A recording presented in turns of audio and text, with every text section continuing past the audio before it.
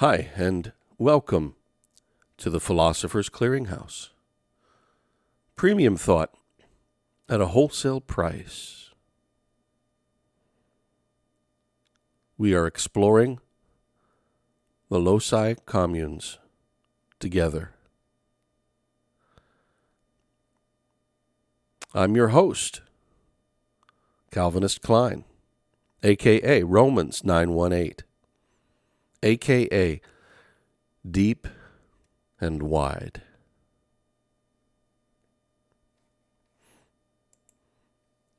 Today we're going to be in the Bible,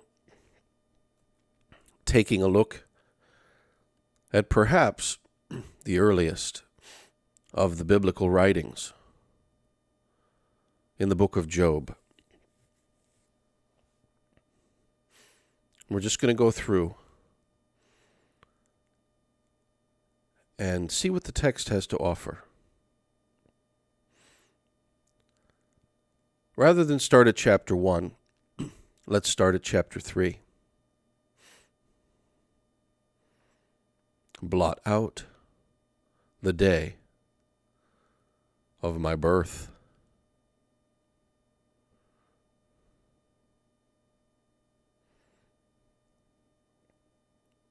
Finally, Job cursed the day of his birth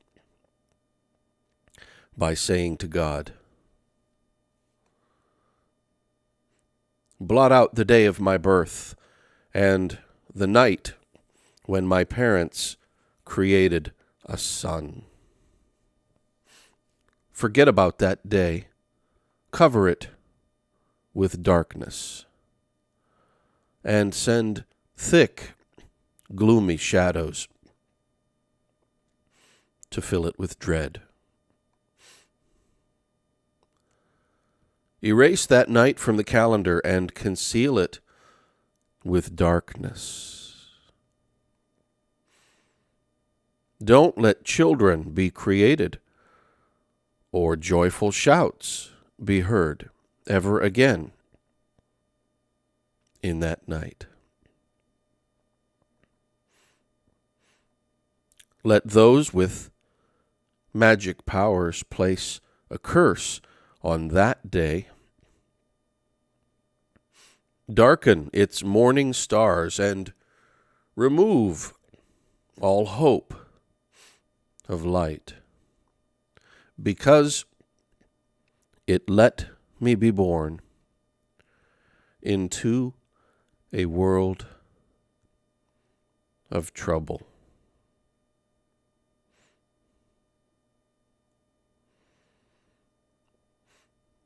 And so we start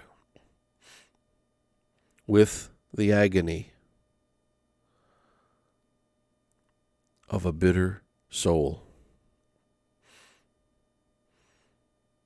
Job has successively lost his wealth, his family, and even his own health. Calamity came upon him all in one day.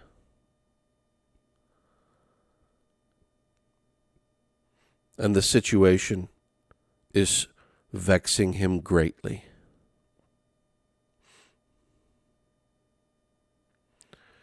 He says in these verses that the day of his birth should be a cursed one.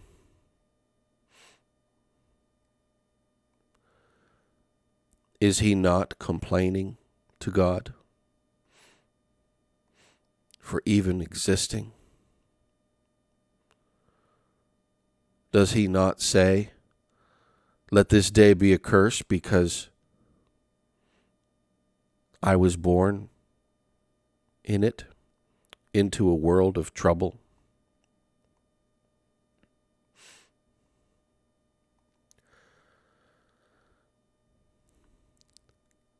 Have situations in your life, has suffering ever taken you to the place where you wished the very day you were born was removed from the calendar.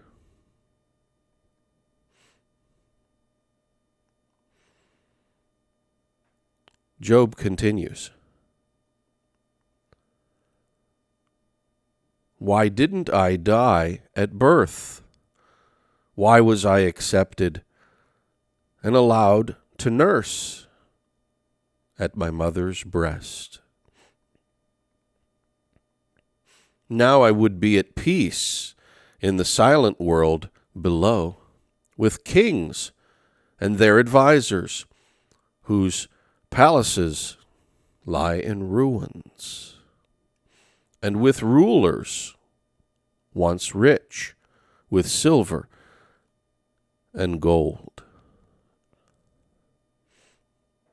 I wish I had been born dead and then buried, never to see the light of day.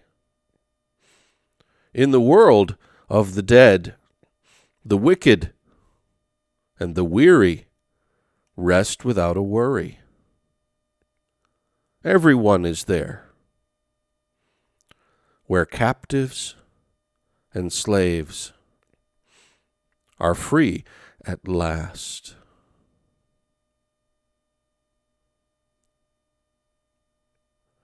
And so Job is pushed by the suffering, by his physical condition, by the circumstances of his life, the ruining of his family. He's placed into a situation so difficult for his soul that living life seems to be worse than if he had instead died at birth. He looks at the great people of the world who now lie dead, and he envies them.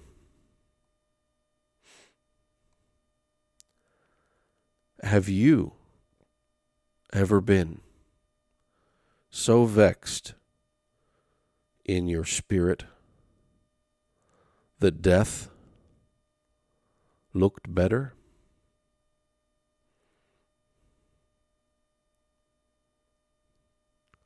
Let's continue with Job. Why does God let me live when life is so miserable and so bitter? I keep longing for death more than I would seek a valuable treasure. Nothing could make me happier than to be in the grave. Why do I go on living when God has me surrounded and I can't see the road? Moaning and groaning are my food and drink, and my worst fears have all come true. I have no peace or rest, only troubles and worries.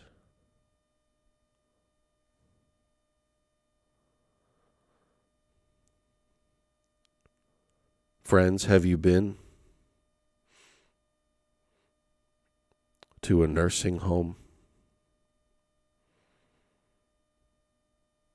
Or perhaps an emergency room or hospital setting?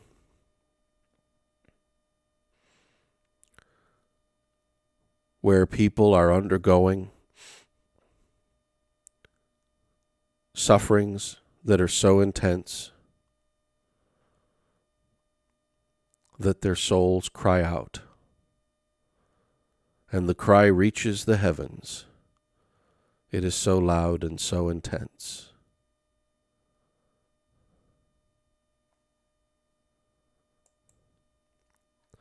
This is where Job is at.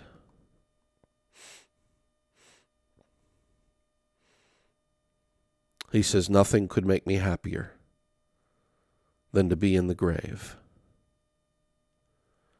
He says, moaning and groaning are my food and drink, and my worst fears have come true.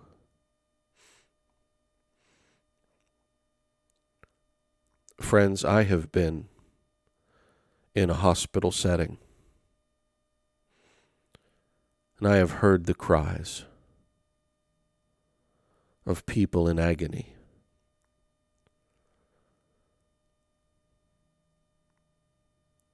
Intense cries, heartbreaking cries, cries of loneliness, cries of pain, cries of the worst sort.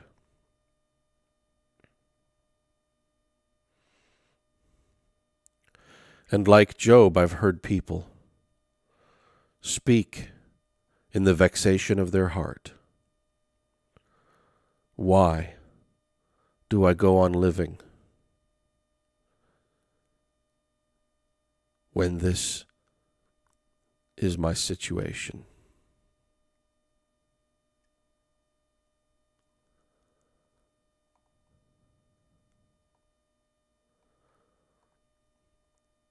Friends, this is the conundrum of philosophy. Oh, don't get me wrong. I enjoy reading Kant, Aquinas, Augustine, Plato, Aristotle, Socrates. I enjoy reading the great philosophers who have contemplated such amazing topics and interesting things.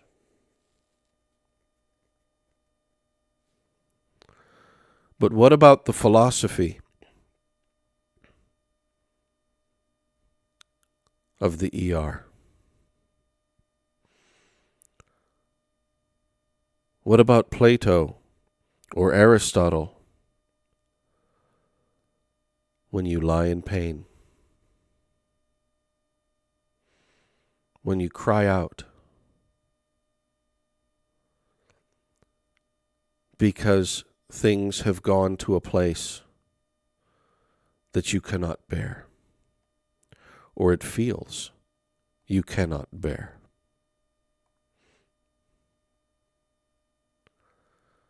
It seems that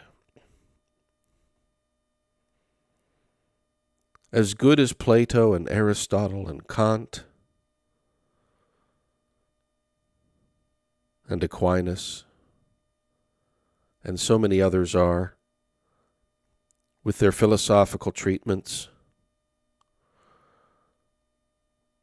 who is in the hospital room or the nursing home and looking to them for comfort in their pain and in the stress of their living situation?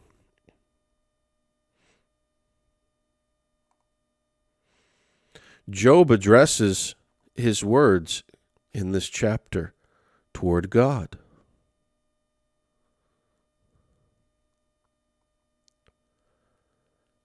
If one is going to pray to God,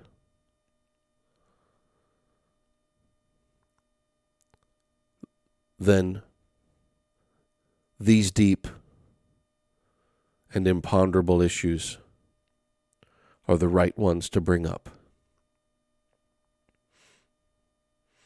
I don't say that Job should accuse God here, and I don't think that he does. But he comes to God in prayer with a broken heart, a broken body, and a broken spirit.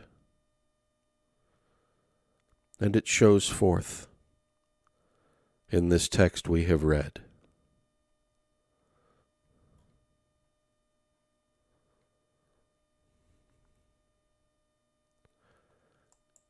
No, my friends, real philosophy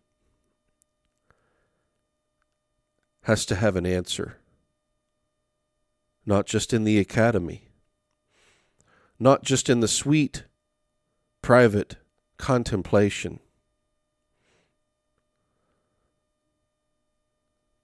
not just during times of peace and contentment where we get to enjoy thinking about things.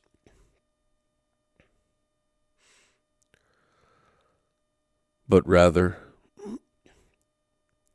we need answers in these critical times. And who is up for the challenge? Where can we go?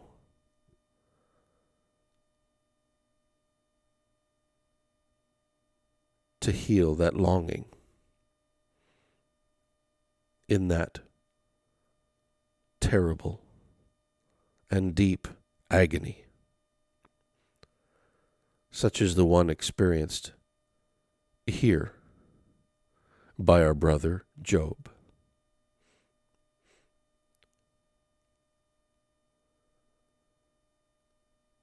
For the Philosopher's Clearinghouse, I'm Romans 9:18.